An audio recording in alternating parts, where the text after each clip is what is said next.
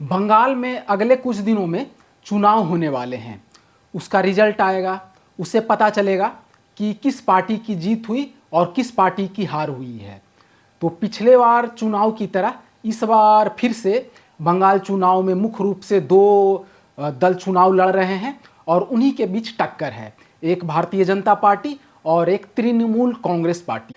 तो पिछले 5 साल पहले जब चुनाव हुआ था तो मेरा अपना जो मन था, मैं उस समय भारतीय जनता पार्टी के पक्ष में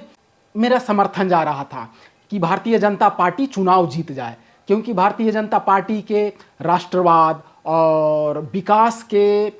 एजेंडे से मैं बहुत प्रेरित था और सोचता था कि भारतीय जनता पार्टी की देश में सरकार तो बन ही रही है, विभिन्न राज्यों में भी इसी की सरकार बने और देश का गुणात्मक विकास हो। लेकिन पिछले 5 सालों में मेरी सोच में थोड़ा सा बदलाव आ गया है। इस बदलाव का सबसे बड़ा कारण है बिहार में जनसुराज का सक्रिय होना, बिहार में प्रशांत किशोर का सक्रिय होना। उन्होंने पिछले 2-3 सालों में, जब से बिहार में जनसुराज की शुरुआत की है, जनसुराज अभियान की शुरुआत की है, चुनाव को सकारात्मक रूप से बिहार में उन्होंने लड़ा है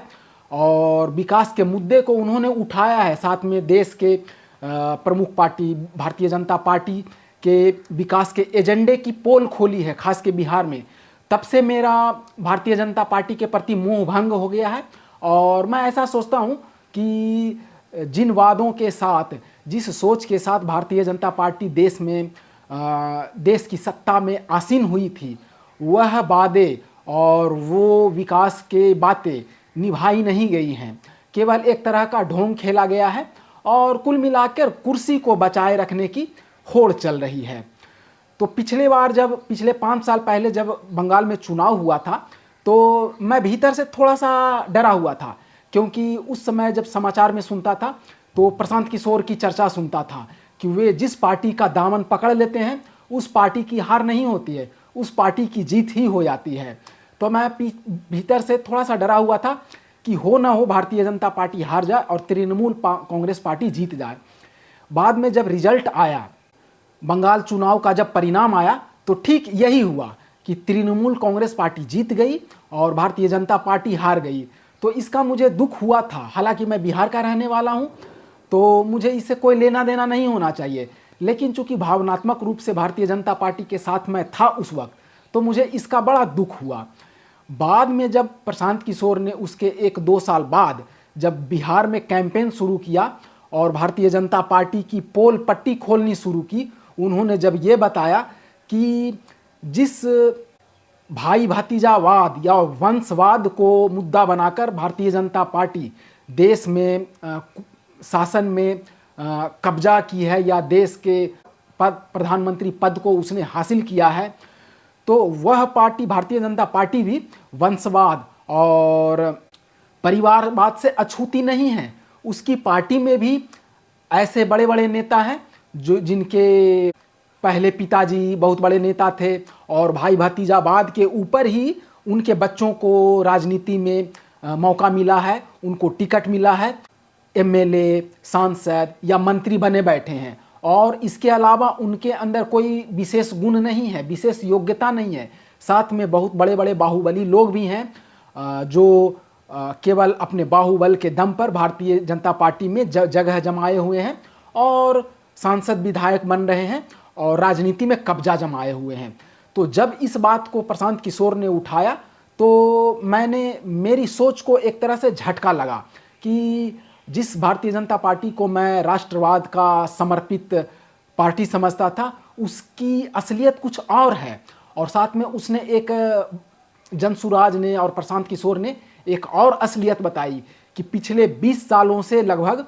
बिहार में भारतीय जनता पार्टी की गठबंधन की सरकार है। हालांकि उसके मुखिया नीतीश कुमार रहे हैं, लेकिन उसके पीछे भारतीय जनता पार्टी का समर्थन रहा है और पिछले 10, 12, 15 सालों से केंद्र में भी भारतीय जनता पार्टी की सरकार है।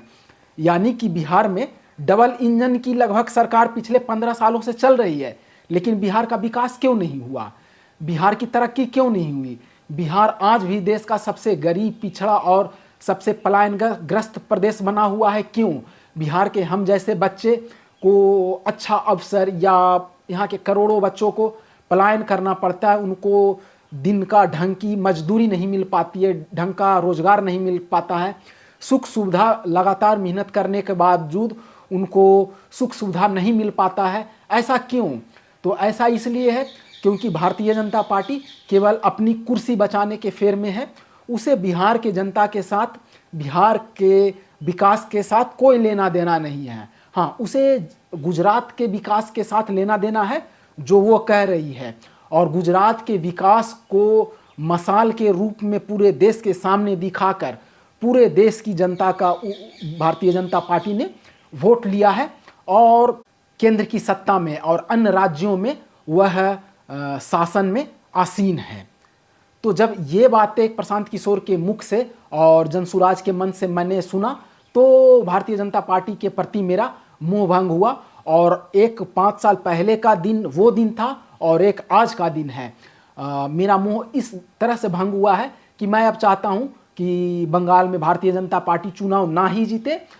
वहाँ पे ममता बनर्जी की जो सरकार चल रही है वो फिर से सरकार बने, ताकि भारतीय जनता पार्टी को, देश की जो सबसे बड़ी पार्टी अभी बन गई है, सबसे ज़्यादा राज्यों में वह शासन कर रही है, तो वहाँ पे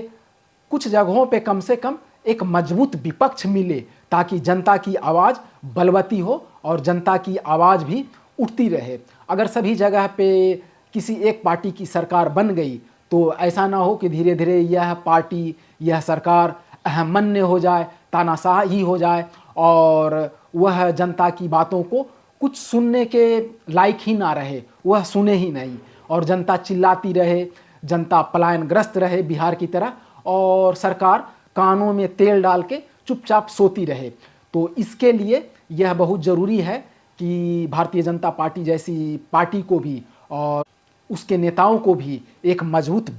विपक्ष मिलना चाहिए। हालांकि बिहार में वह विपक्ष मिलने वाला था, लेकिन साम दाम दंड के सहारे